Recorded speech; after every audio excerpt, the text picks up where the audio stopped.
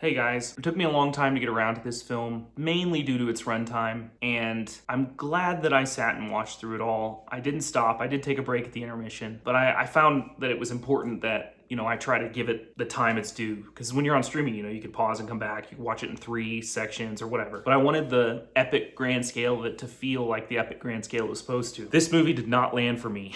Definitely is super well crafted and is super well done. But I think I'm gonna get a lot of flack for this and saying that I actually don't think it compares to the best movies of this last 5 years. It can be in the conversation, but it's hard for me to move it up my list as I prepare for the best movies post-pandemic. Yeah, so I'll just leave it there.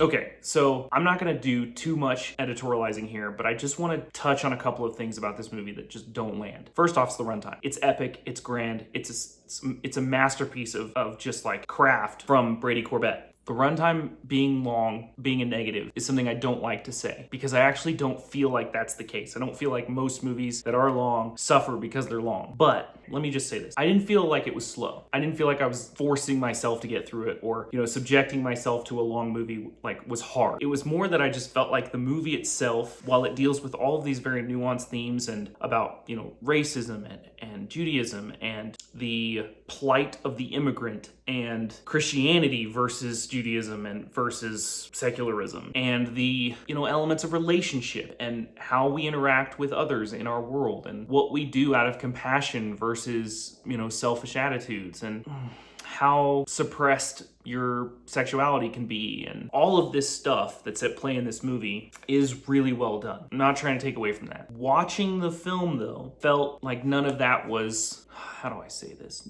I don't know how to describe how I feel after watching this film, except to say that it didn't accomplish the emotional gut punch that I felt like it should for being such an epic and grand scale thing. I really loved the touches on architecture. I loved his progression as an artist and what he kind of put up with to make his thing happen. I think it's intriguing, the relational aspects of power dynamics that are at play. The movie just doesn't excite me. It doesn't, not that a movie has to excite me. God, this is a hard one to make, this review, because when you don't like something, you have to be able to analyze and articulate what that is. I'm having trouble doing so, but I know that I didn't think this was as good as it should have been based on the hype it had gotten, based on its contention for Best Picture, because all of the elements are there. This movie is made very, very well, and it's masterful work. It might be some of Brady Corbett's best work, but something's off about it. And this is a really crappy review because of it. But I'm gonna post it, and I'm gonna see what you guys think. I'm gonna see if I get some negative feedback, because I would love to hear what you guys think about this. Is there something I'm missing from the,